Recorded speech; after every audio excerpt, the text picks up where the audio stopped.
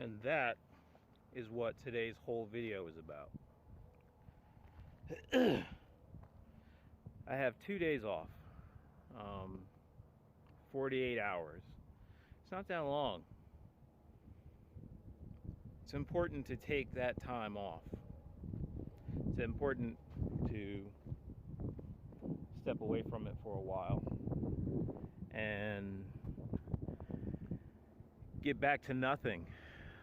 Remember when you were 9 years old and you really didn't have anything to do with your day? That's what I'm talking about. And as part of the creative process, it is imperative that you take time off and away. Because if you don't, it'll eat away at you and it'll make you less of a successful person. Not necessarily talking about sleep or anything in particular. Just getting away from it for a little while. Do that. If you're starting a business, if you're stressed about it, like the rest of us are, take a day off. Step away from it. It's like an argument. You got to step back, get perspective, then get back into it. That's about all I got today. Oh, wait a minute. As far as the business goes, I'm going to do the shoot tomorrow, and I'm planning for 2 weeks to buy a production camera.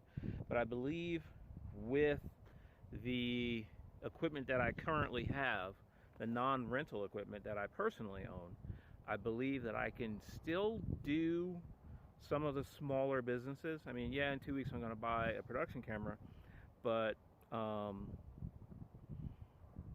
and in case I didn't explain it, a production camera is a camera that you use for work. Just like a carpenter has home tools, and then he has tools that he uses for work. I have cameras like this one that I'm shooting on. Can't necessarily be used for production work, but it can be used for what I'm doing right now. But I wouldn't necessarily bring it into a work environment and have someone see this old beat up cell phone that I'm shooting on. But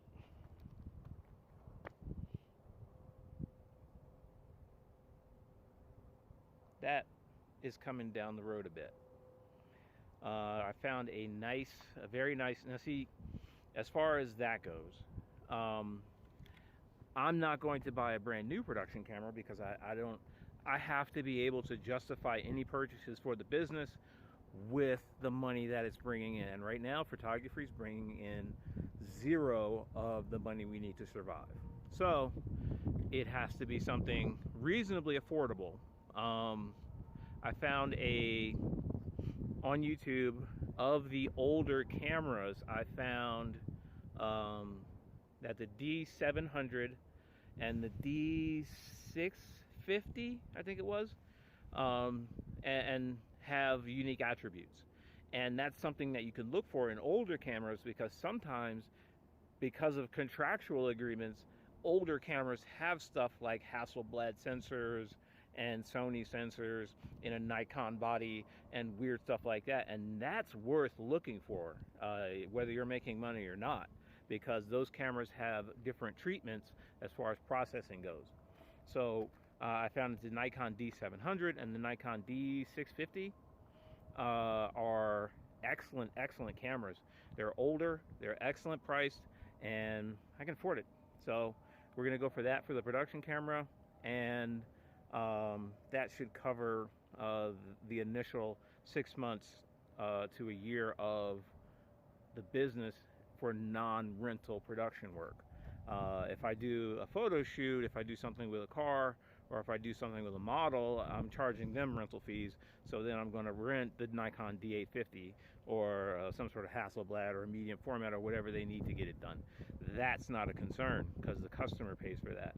But as far as something that I'm using for my own personal business, like the stock photography, the street photography, and maybe the photography of the cars, I need something that's there all the time. I didn't buy one before when I should have, but I'm going to buy one now. And sometimes it's good to wait, sometimes it's good not to, but it's right on schedule, so it's not an issue.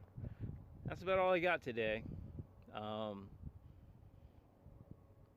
just laying back in the cut, waiting for my opportunity. And when that opportunity arises, I'll be ready. And you'll be here with me, right? Right. Anyways, that's it. Love you guys. Talk to you soon. And what do you think of this fruity blue shirt with no pocket? They gave a bunch of them away at work, and this was the last one left in the pile, and I got stuck with it. But for the work I do, it fits fine, because I'm just going to tear it up and it's going to stink anyways. Anyways, love you guys. Talk to you soon.